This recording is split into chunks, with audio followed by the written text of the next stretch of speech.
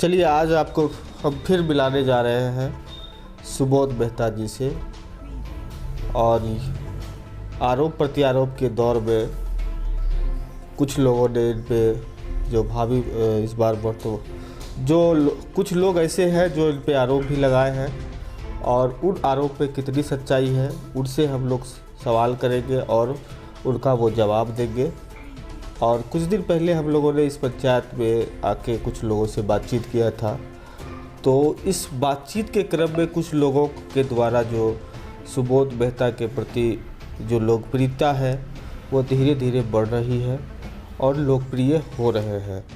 लेकिन बात ये है कि जो वर्तमान की जो स्थिति है इस पंचायत में, वर्तमान में जो स्थिति है उसको लेकर कोई प्रत्याशी अगर किसी पे कोई सवाल खड़ा करता है, कोई आरोप लगाता है, तो ऐसे मामलों में दूसरे प्रत्याशी द्वारा भी उसका जवाब दिया जा रहा है। और ये आरोप प्रत्यारोप का दौर बड़े दिनों के बाद देखने को भी मिल रहा है। इससे क्या होता है कि लोगों के बीच जागरूकता फैलती है, फलाना ने क्या कहा, फलाना कौन काम कर रहा है, तो इस प्रकार की बातें सामने आ रही है। इससे पब्लिक में जागरूकता बढ़ रही है और अच्छे और बुरे लोगों का चयन करने में उसको जब वोटिंग का समय होगा उसमें उसको चयन करने में दिक्कत नहीं होगी। ये आरोप प्रत्यारोप जो कमी और अच्छाई ये बताने के लिए जो मीडिया के माध्यम से हो या जनप्रतिनिधि के माध्यम से जो बातें चल रही है, यही लोकतंत्र की खूबसूरती को दर्शाता है। कहीं न कहीं लोकतंत्र में आरोप प्रत्यारोप का दौर लगा रहता है। इससे क्या होता है, विपक्ष अगर कोई काम खराब हो रहा है तो विपक्ष के द्वारा जो सवाल उठाया गया है उस पे जो पक्ष जो अब वर्तमान में जनप्रतिनिधि होते हैं उस पे वो अच्छे से काम करते हैं या पब्लिक की भलाई के लिए अच्छा से अच्छा योजना बनाते हैं या उस पे अमली जामा पहनाते हैं उस योजना को लेके। तो चलिए अब हम आज आपको इस पंचायत में जो फिलहाल आरोप प्रत्यारोप का दौर जो चला है, जो कि इस इलाके में एक जो यहाँ की जनता है उनके बीच जागरूकता भी फैली है, उसको लेकर आज इन पे जो आरोप लगा है उससे हम लोग कुछ सवाल और जवाब करेंगे हम लोग सुबोध मेहता जी से।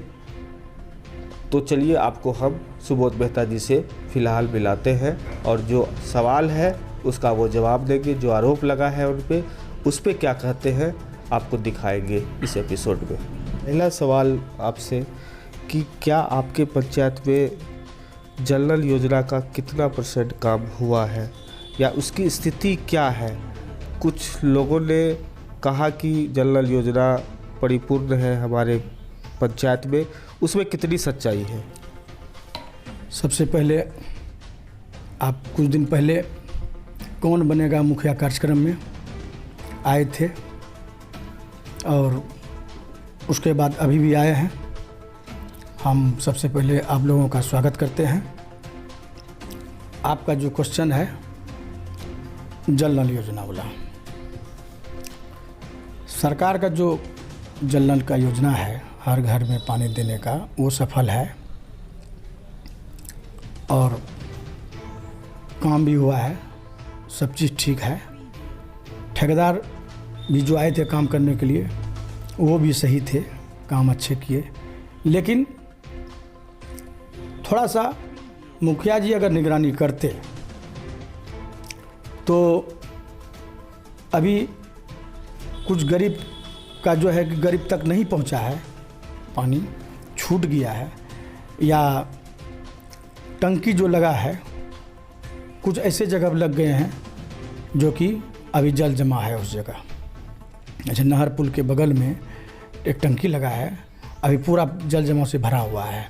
तो ठेकेदार को क्या पता था कि यहाँ पानी लगता है, तो मुखिया जी को बताना था कि यहाँ पानी नहीं लगेगा, ऊंचे स्थान पर दिलाना था। तो यह परेशानी मुखिया जी के कारण से है और बाद बाकी जो ठेकेदार आए थे, यह जो सरकार की योजना है वो सफल है, कहीं कोई दिक्कत नहीं है। पंचायत में जो वर्तमान मुखिया है उनके द्वारा कह रहा है कि हम 100% काम किए हैं, जो जनता है वो उनका गरीबों का काम हम किए हैं। इन दावों पे आपकी क्या राय है? वो तो कह रहे हैं कि हमने काम किया है, तो इसकी क्या स्थिति है आपके पंचायत में? काम की क्या स्थिति है? क्या लोगों को जो योजना है उनका लाभ मिला है या ना मिला है? उनका जो आरोप है कि हम काम किए हैं, अपने पंचायत में 200 रोड बनाए, तो आप खुद जाके देखिए कि कै गो रोड बनाया है। छोटा छोटा 2-4 रोड बनाया है। वो मुख्यमंत्री योजना का जो रोड है, बड़ा बड़ा रोड है, 2-4 वो बना है।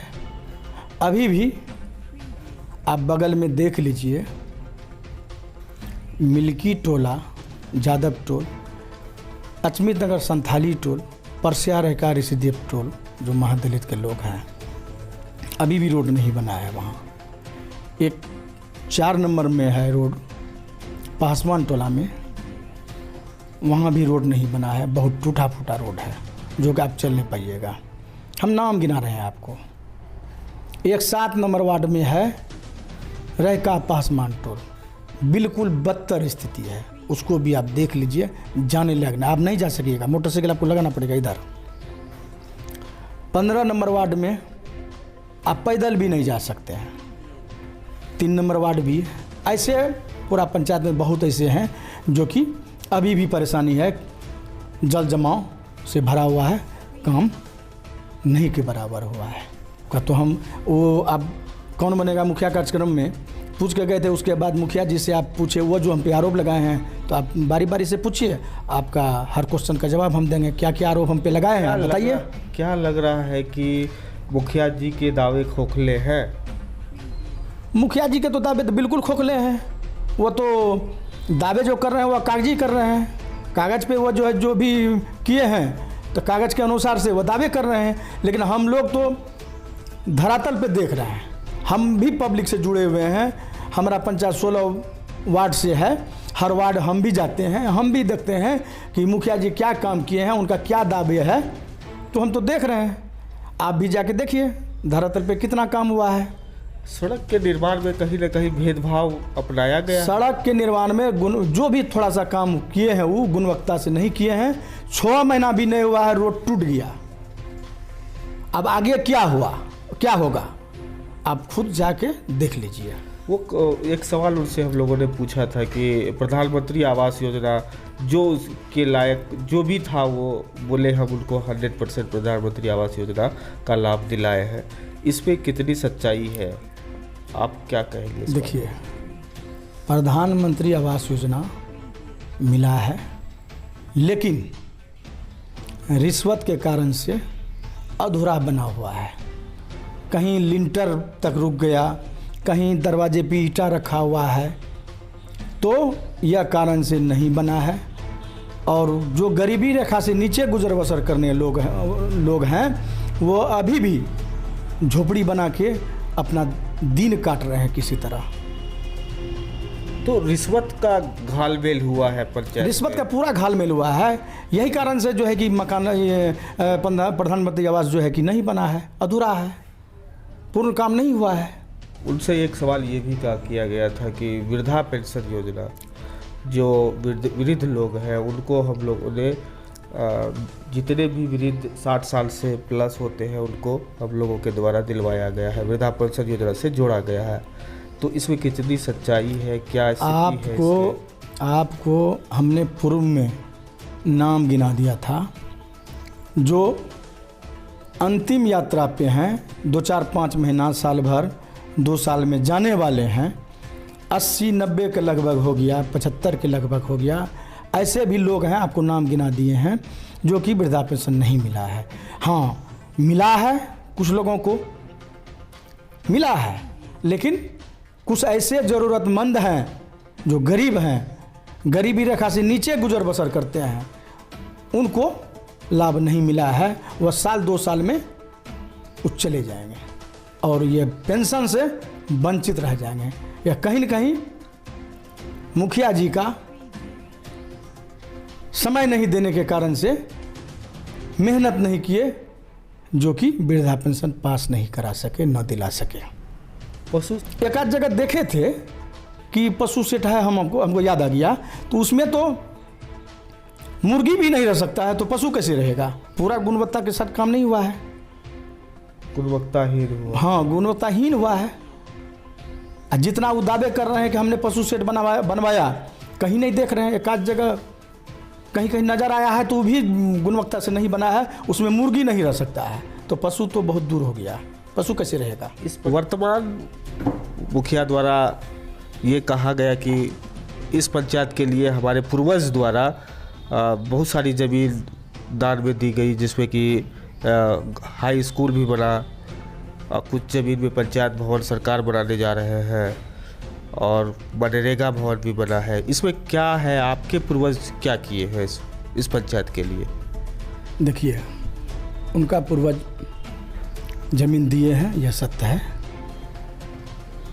तो उस एवज में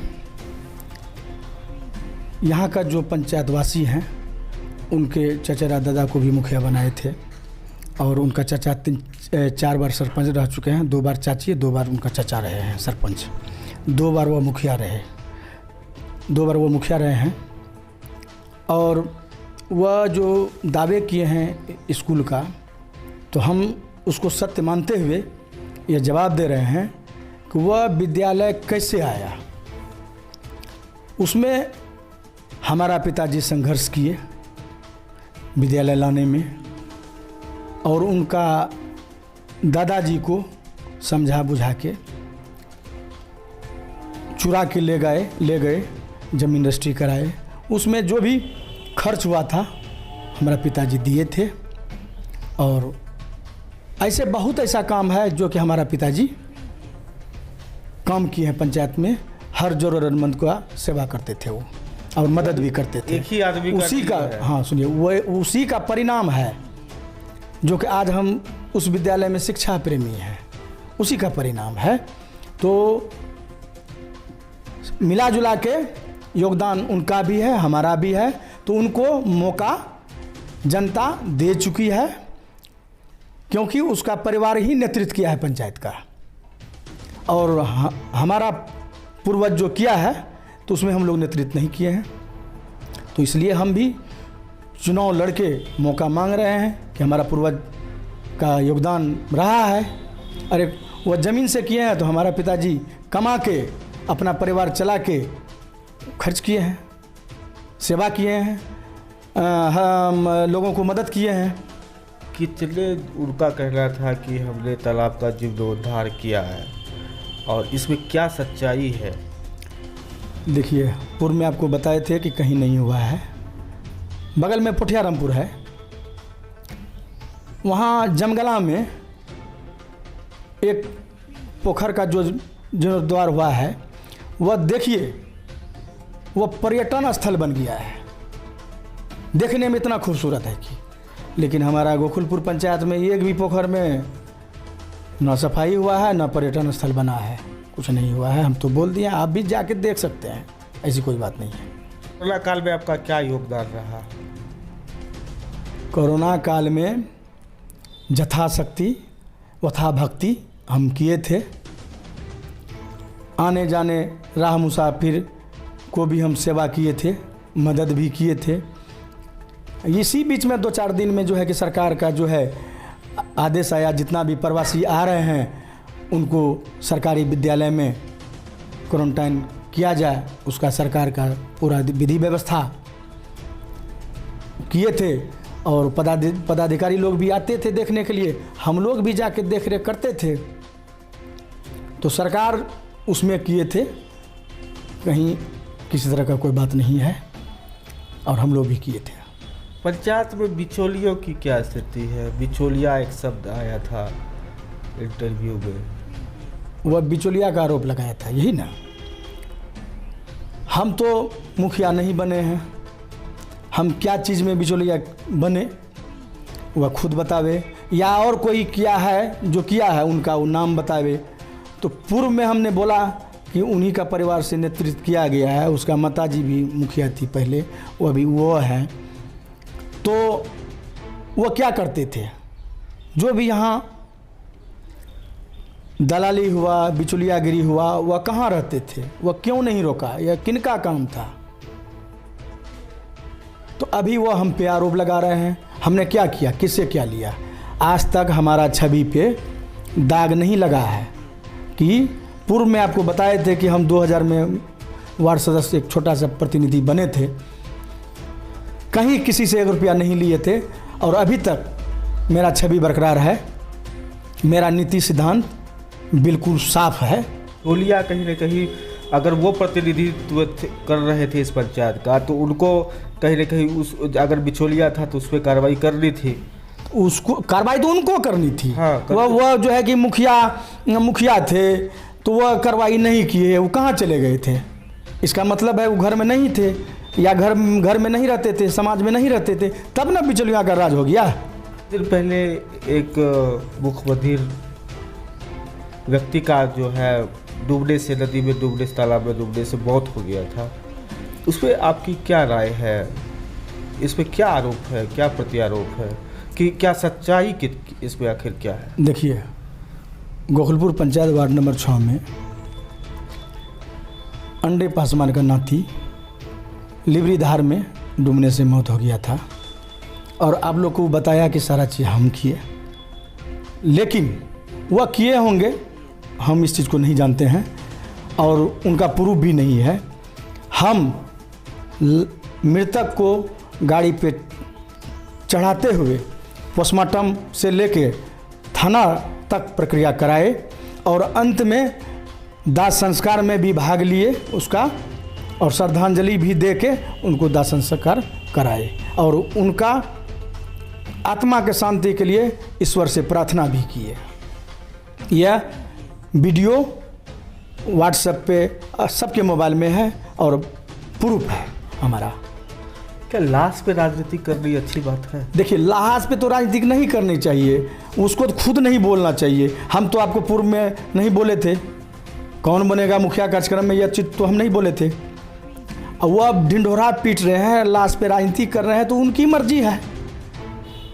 हम तो लाश पे राजनीति नहीं कर रहे हैं, हम तो समाज सेवी हैं, एक छोटा सा किसान है, अपना कमा के थोड़ा सा खेती करके परिवार का मेंटेन करके समाज में सेवा करते हैं, जो थोड़ा सा ज़रूरतमंद है उनको मदद करते हैं। ओछी राजनीति पे और रोक लगनी चाहिए। देखिए, ओछी राजनीति पे तो रोक लगनी ही चाहिए, ताकि कोई भी प्रतिनिधि बने, चाहे हम बने या कोई भी बने, इस तरह का राजनीतिक नहीं होना चाहिए। कम से कम मृत्यु पे नहीं होना चाहिए। काहे कि आज न कल सबको जाना है। यह तो संसार जो है कि थोड़ा दिन का है, इसलिए इस पे राजनीतिक नहीं होना चाहिए। ये मुद्दे पे, ओछी राजनीति पे नहीं, अब मुद्दे की बात होना चाहिए। ये आरोप प्रत्यारोप तो चलता ही रहता है। अगर नहीं चलेगा तो पंचायत का विकास नहीं होगा। वह 10 साल खुद रहे हैं, वह बतावे कि कहाँ कमी है। हमने तो कमी बता दिया, हमने कमी बता दिया। वह 10 साल मुखिया रहे, वह उनकी माँ, वह बता दे। हम जनता से यही अपील करते हैं कि जो भी प्रत्याशी है उसको वह बचपन से जानते हैं, देखे कि कौन आदमी स्वच्छ छवि का है। हम ये नहीं कहते कि हमको वोट दे, हमको प्रतिनिधि बनावे। जो स्वच्छ छवि का आदमी है, जिस पे कभी दाग नहीं लगा हो, उसको वोट दे के जिताए, ताकि गोकुलपुर पंचायत का भला हो। हमने तो आज तक गलत नहीं किया है। वह 10 साल प्रतिनिधित्व करते हुए जो किए हैं, और हम नहीं भी प्रतिनिधि थे, हमने कितना को मदद किया, सेवा किया, वह जनता के हाथ में है। वह जनता निर्णय ले कि किनको बनावे।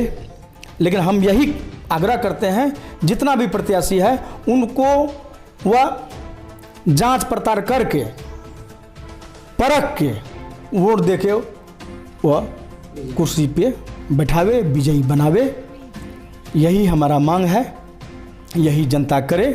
अगर मेरा छवि बढ़िया है, मेरा नीति और सिद्धांत सही है तो हमको मत दे। उनके बीच में जन्मे हैं, पले हैं, पढ़े हैं, रहे हैं, मेरा बचपन इसी पंचायत में बीता है और 7 पीढ़ी से भी मेरा पूर्वज है। तो जनता तो देख रही है और सबको जांच परख के प्रतिनिधि बनावे, यही हमारा मांग है। क्या परिचय? मेरा परिचय है ग्राम पंचायत राजगोकुलपुर, मुखिया प्रत्याशी सुबोध मेहता, के नगर पूर्णिया।